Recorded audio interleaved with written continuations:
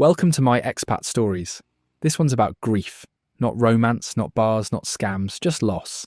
The kind that makes breathing difficult, that makes every familiar space painful, that makes you want to run anywhere that doesn't remind you. And what happens when you find someone who understands? Who's lost too? Who can sit with your pain because they know what it feels like? Except understanding costs money. Companionship costs money. Not being alone costs money. And grief spending is still spending. Even when it feels like survival.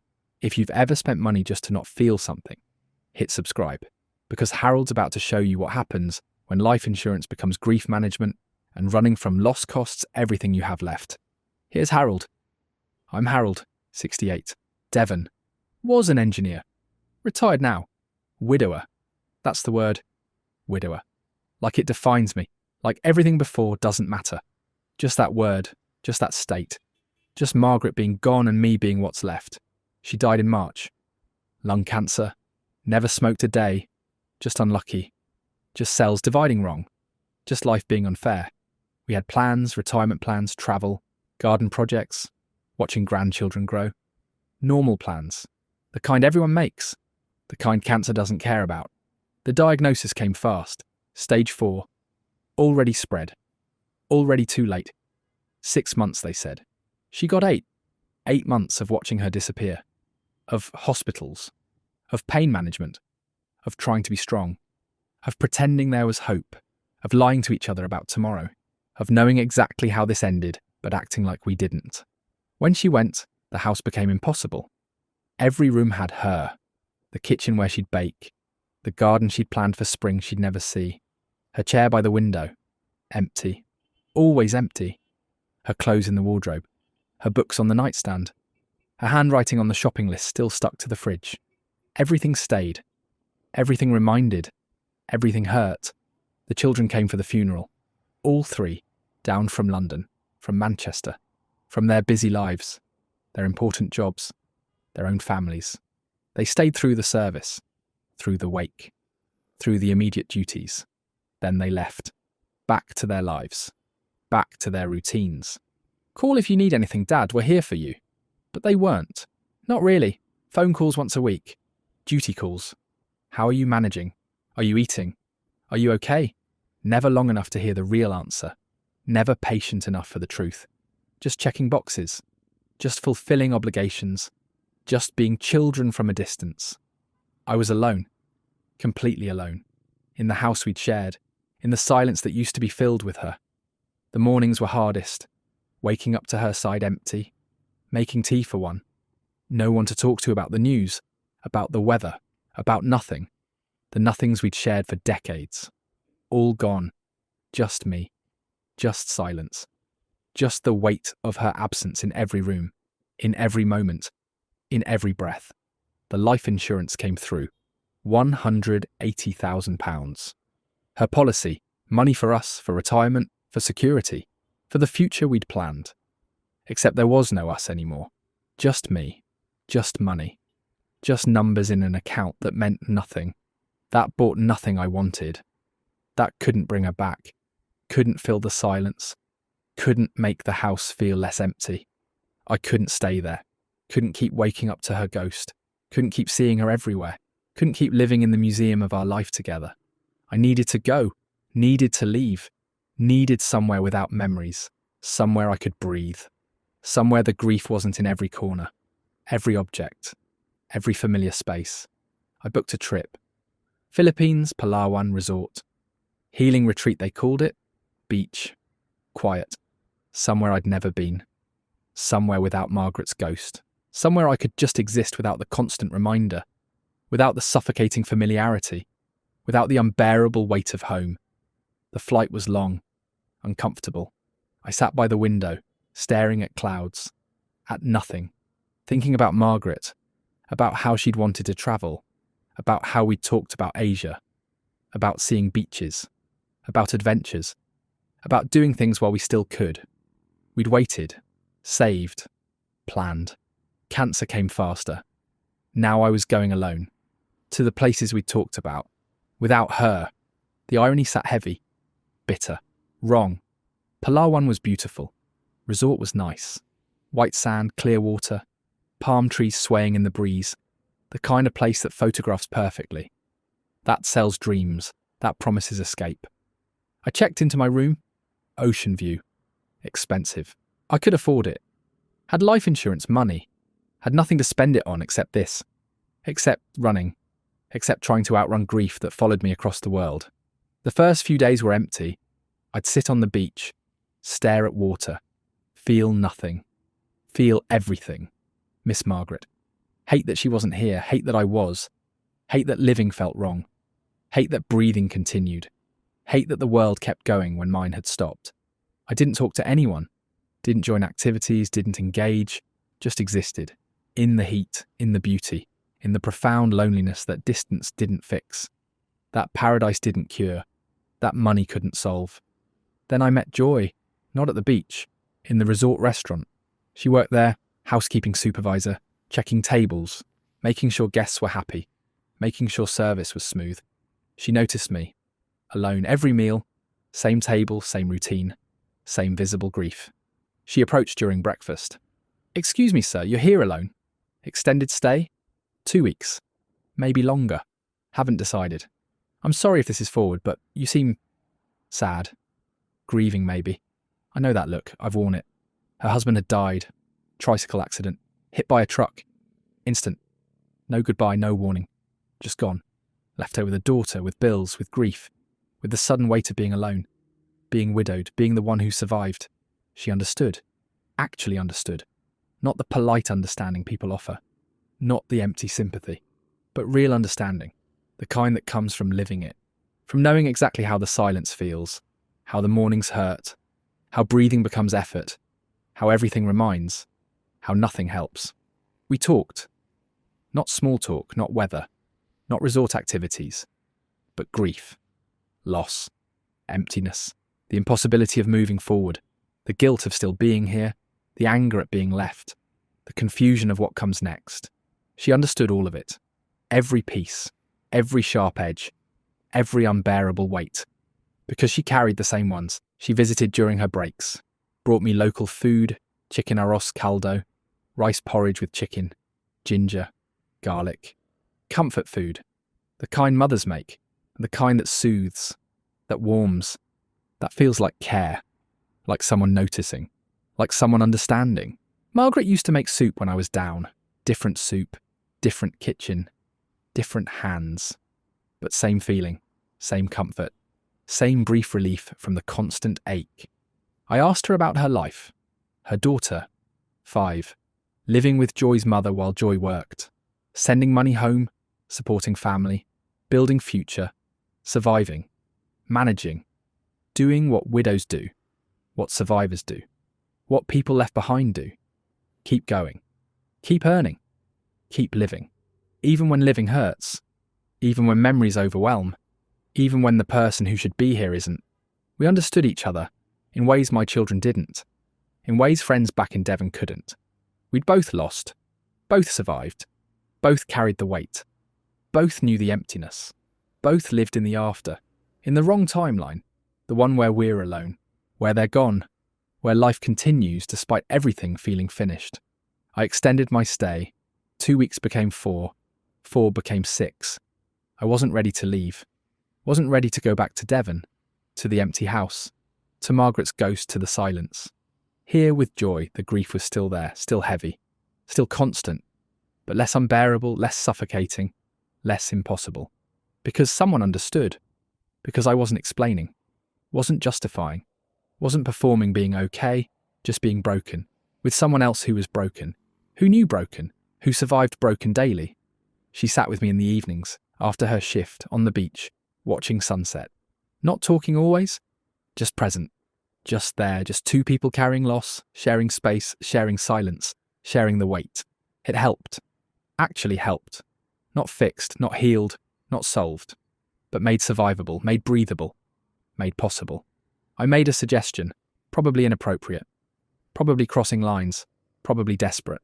Joy, what if you didn't work here anymore? What if you travelled with me? Kept me company? I'll pay you what you make here. Plus expenses, plus support for your daughter. Just be with me. Help me through this. I can't do this alone. Can't face the grief alone. Can't survive the emptiness alone. You understand? You're the only one who understands. She was quiet, thinking, considering, calculating maybe. The offer, the money, the opportunity, the strangeness. An old foreign man asking her to quit. To travel. To be paid companion. It sounded wrong, sounded questionable, sounded like something else. But I wasn't asking for something else. Wasn't asking for romance, for sex, for replacement. Just asking for understanding, for company, for someone who knew loss. Who could sit with mine? Who could make the unbearable survivable? For pay, for transaction, for clear terms, for honest need. She said yes, not immediately, thought about it overnight, came back the next morning with her answer. I'll do it, but clear terms. Professional. You pay me monthly salary, 25,000 pesos, plus accommodation, plus meals, plus support for my daughter, 15,000 monthly for her and my mother. I travel with you, keep you company, help you. But this isn't romance, isn't relationship, just companionship, professional grief support. You understand? I understand. That's exactly what I need. What I'm asking for. Company. Understanding. Someone who knows loss, who can sit with mine, who can make the day survivable. Nothing more, nothing less, just presence, just not being alone. She gave notice at the resort. 2 weeks. Professional, respectful, didn't burn bridges, didn't explain the arrangement, just said family opportunity, personal reasons. They didn't question. Filipinos understand family obligations, understand opportunity, understand taking care of your own.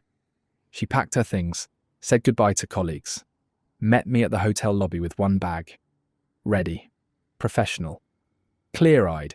This was business, grief business. Loneliness business. But business nonetheless. We travelled, started in Palawan, stayed longer. Different resorts, different beaches, El Nido, Coron, seeing islands, clear water, limestone cliffs. The kind of beauty that should heal, should inspire, should make you feel alive. I felt nothing, just saw, just existed, just had someone next to me who understood that seeing beauty while grieving feels hollow, feels wrong. Feels like betraying the person who should be here, seeing it with you. Joy didn't push, didn't try to fix, didn't offer empty positivity, just walked beside me, sat beside me, ate meals across from me, filled the silence with her presence, with her understanding, with her own grief that matched mine. We'd talk sometimes about Margaret, about her husband, about loss, about the unfairness, about surviving when you don't want to, about breathing when breathing feels like effort, about continuing when everything feels finished. The spending started naturally. Accommodation, nice hotels, not luxury, just comfortable. Air conditioning, clean, quiet. 2 rooms always, separate spaces, professional boundaries, meals, room service sometimes when I didn't want to face people, when public felt too hard, when performing okay felt impossible. Activities, tours, boat trips, things Joy wanted to see, things she'd never afforded, things her salary couldn't reach, things I could give her, things that made the arrangement feel less transactional, more human, more mutual, more fair.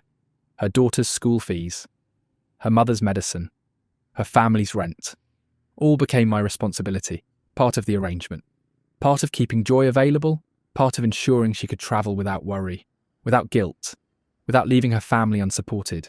15,000 pesos monthly became 20, became 25, emergencies, unexpected costs, real costs, probably, possibly. I didn't question, didn't audit, just sent, just paid, just kept Joy there, kept the understanding there, kept the grief companion there, kept the unbearable from becoming impossible. We moved through Philippines, Cebu, Bohol, Boracay, Manila. Everywhere, seeing places, filling days, filling hours, filling the empty space that grief creates. That loss hollows out, that Margaret's absence left. The routine became comfortable. Wake, breakfast together. Talk about the day, decide where to go, what to see, how to fill the hours. Joy made suggestions, gentle suggestions, things she'd heard about, things worth seeing, things that kept us moving, kept us occupied, kept the grief from swallowing everything.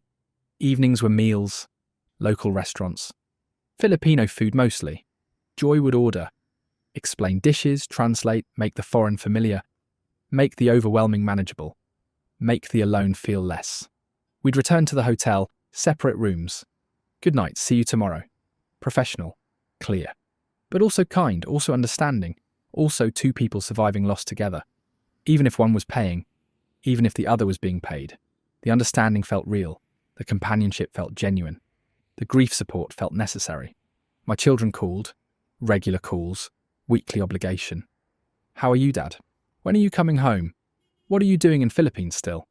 I told them about travelling, about needing space, about grief being hard, about not being ready for Devon yet, for the empty house yet, for Margaret's ghost yet. They accepted it initially. Widow's grief. Understandable, forgivable, temporary. They thought. Then I mentioned Joy, casually. Too casually. I've got a companion travelling with me. Filipino woman. Joy. She lost her husband too. Understands grief. Helps me cope. Makes the days manageable. The calls changed. Tone changed. Questions changed. A companion? You're paying her? Dad, this sounds like you're being taken advantage of. This sounds wrong. This sounds like grief exploitation. Come home. Process properly. Get therapy. Not paid companionship. Not this. They didn't understand. Couldn't understand. They'd call once weekly. Check a box. Fulfill duty. Feel better about their absent support. But Joy was there daily, hourly, constantly. Understanding constantly. Supporting constantly. Being present constantly. My children offered words. Joy offered presence. My children offered distance. Joy offered proximity. My children offered judgment. Joy offered acceptance. The choice was obvious. The need was clear. The children could call. Joy could stay. The calls became arguments. Dad, you're spending Margaret's life insurance on this woman. On travelling. On avoiding grief instead of facing it. This isn't healthy. This isn't healing. This is running. This is destroying what Mum left you. What she wanted you to have. Security. Future. You're wasting it on someone who'll leave the second the money stops. They didn't know Joy, didn't know the arrangement, didn't know the terms, didn't know the understanding we shared, didn't know how she sat with my grief without trying to fix it, without trying to rush it, without trying to make it convenient, without making it their problem. They wanted me to process quickly, quietly, conveniently, get over it, move on, be okay, so they could stop worrying, stop calling, stop feeling obligated. I told them Joy was necessary, was helping, was the only thing making grief survivable.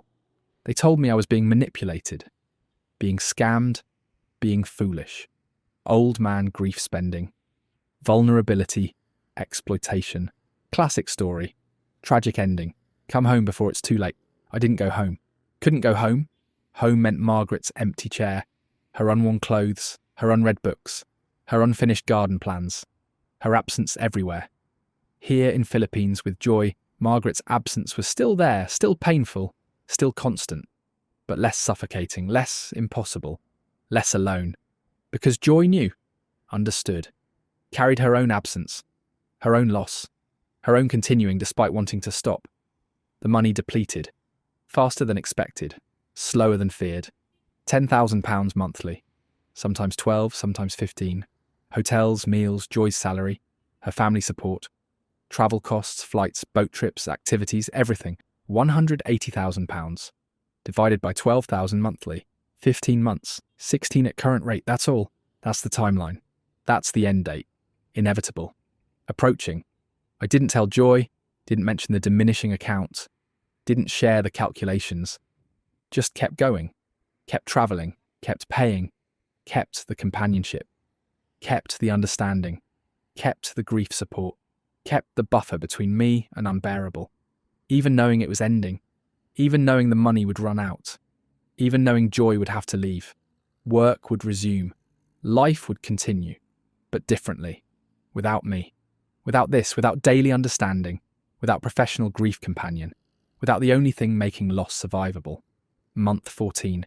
The account showed £20,000, 2 months left, maybe less. depending on spending, on emergencies, on life, on Joy's family needs, on everything. 2 months of companionship, of understanding, of not being alone. Then what? Then Devon, then empty house, then Margaret's ghost, then grief unaccompanied, then loss unshared, then alone completely, broken alone, having spent life insurance on 16 months of survivable, of breathable, of bearable. Was it worth it? Was it stupid? Was it necessary? Was it grief? Was it weakness? Was it survival? All of it. None of it. Everything. Unclear. I told Joy. Had to tell Joy. The money's running out. 2 months left. Maybe less. I'm sorry. I wanted longer. Wanted this to continue. Wanted the understanding to last. But life insurance isn't infinite. Spending is. I've spent it. Nearly all. On this, on us, on travel, on your family, on not being alone. On surviving Margaret's death without dying myself. It's ending. Soon, I'm sorry. Her face didn't change. No surprise, no shock, no hurt. Just acknowledgement. Processing. Understanding. Professional. Understanding. I knew, could tell. Watching spending. Watching choices. Watching stretch. I knew it was temporary. Always knew. This was always ending. Just didn't know when. Now I know. 2 months. Okay, we have 2 months. Let's make them good. Make them meaningful. Make them worth it. We did. 2 more months. Travelling. Talking. Sharing grief. Sharing loss. Sharing the weight. Knowing it was ending. Knowing she'd have to work again. Knowing I'd have to go home. Knowing the understanding would end. The companionship would end. The paid grief support would end. The survivable would become unsurvivable again. But we had 2 months. 8 weeks. 60 days. We used them. Carefully. Consciously. Gratefully. 2 people who understood loss. Who knew grief. Who survived together temporarily. Professionally. Necessarily. The last day arrived. The money was gone down to hundreds. Not enough for another month. Another week. Another day of hotels and meals and Joy's salary and her family support. Just enough for my flight home. One way. Economy. Back to Devon. Back to reality. Back to empty house. Back to Margaret's absence. Back to grief unaccompanied. Back to where I started. Except broke now. Except alone still. Except 16 months older. Except having tried running. Having tried paying. Having tried companionship. Having tried understanding. Having tried everything except sitting with it. Facing it. Surviving it alone. Like I was supposed to. Like my children wanted. Like grief requires. Joy and I sat at Manila Airport. My flight in 3 hours. Her tricycle waiting outside. Back to Dumaguete. Back to family. Back to daughter. Back to work. Back to finding new job. New income. New life. Me gone. Arrangement ended. Transaction complete. Professional grief support finished. Client departed. Move on. Continue. Survive. Like she'd been doing. Like she'd continue doing. Like widows do. Thank you, Harold. For 16 months. For understanding my loss too. For not judging. For treating me with respect. For professional arrangement. For clear boundaries. For helping my family. For making my daughter's life better. For being kind. For being lost with me. For sharing grief. For making it bearable. For both of us. Thank you, Joy. For staying. For understanding. For not trying to fix. For sitting with impossible. For making Margaret's absence survivable. For 16 months of breathing. Of continuing. Of not drowning. Of managing. Of surviving. Even if just barely. Even if temporarily. Even if expensively. You saved me. Even if just delayed. Even if just postponed. Even if just bought time. You gave me time. Time to adjust. Time to accept. Time to survive. Time I couldn't face alone. Thank you. We hugged. Brief. Professional. Final. She left. Tricycle drove away. I boarded. Economy seat. Middle row. Cramped. Uncomfortable. Long flight ahead. Back to Devon. Back to winter. Back to cold. Back to empty house. Back to Margaret's ghost. Back to beginning. Except broke. Except alone. Except 16 months older. Except having run. Having tried. Having spent everything. Having bought nothing permanent. Just 16 months temporary. 16 months survivable. 16 months with understanding. Worth it? Ask me in Devon. Ask me an empty house. Ask me facing Margaret's chair. Ask me then. Maybe yes, maybe no, maybe both. Maybe grief doesn't care about money, about spending, about running. Just exists, waiting, patient, permanent. Regardless, I'm back in Devon now. 3 months back. The house is exactly as I left. Margaret's chair empty, her garden overgrown, her things untouched, her ghost everywhere. The silence as loud as before, the grief as heavy, the loss as fresh. 16 months and £180,000 didn't change that, didn't fix that, didn't solve that. Just postponed, just delayed, just brought temporary relief from permanent pain. My children won't visit, won't call much. Monthly maybe. Duty calls. How are you, Dad? Are you managing? Short, distant, hurt and angry. You spent Mum's life insurance on a Filipino woman, on running, on avoiding, on 16 months of travel instead of facing grief, instead of healing, instead of being here. With us, with family. You chose her over us, chose running over facing, chose spending over saving. We're disappointed. We're hurt. We needed you. You needed her. You chose. Now live with it. They're right. I chose joy over children, chose understanding over family obligation, chose paid companionship over free but distant support, chose 16 months survivable over returning to Devon immediately, chose spending life insurance over saving it, chose running over facing, chose everything they're angry about. Would I choose differently? Knowing the outcome, knowing the cost, knowing the estrangement, knowing I'd end here anyway. Broke, alone, grieving, children distant, joy gone, money gone, everything gone except the grief. That stayed. That's permanent. That's free. Maybe I'd choose differently. Choose to face it immediately. Choose to sit with impossible. Choose to survive alone. Choose to keep the money. Keep the children. Keep the relationships. Lose only Margaret. Not everything else too. Maybe that's the wise choice. The adult choice. The right choice. But I couldn't. Couldn't sit in that house. Couldn't face that silence. Couldn't survive that alone. Couldn't breathe through that grief. Needed understanding. Needed company. Needed someone who knew. Who'd lost. Who could sit with it without fixing. Without rushing. Without judging. Needed joy. Even if temporary. Even if paid. Even if expensive. Even if ultimately just delaying inevitable. Needed it. Took it. Paid for it. Everything. All of it. Life insurance. Children's respect. Future security. Everything. For 16 months. For understanding. For survivable. For breathing. For continuing when stopping felt easier. Was it worth it? Some days, yes. Days when Devon feels impossible. When Margaret's absence crushes. When breathing is effort. Those days, 16 months with joy feels like it saved me. Kept me alive. Kept me going. Worth every pound. Every consequence. Every cost. Other days, no. Days when the loneliness is too much. When children's absence hurts. When being broke matters. When facing old age with nothing terrifies. Those days spending everything feels stupid, short-sighted, selfish, wrong. Should have faced grief immediately, saved money, kept children, kept future. Suffered alone but kept everything else. That's the trade. Suffered less for 16 months, suffering more forever after. Bad trade maybe, grief trade, widow trade, desperate trade, my trade. This is my expat stories. Harold spent £180,000 of life insurance over 16 months, paying Joy to travel Philippines with him as his grief companion. His children became estranged, watching him spend their mother's legacy on another woman. He came back to Devon, broken alone, discovering that grief doesn't care how much you spend trying to outrun it. It just waits patiently in the empty house for you to come home, and sometimes survival costs everything, and you pay it anyway, because the alternative is drowning.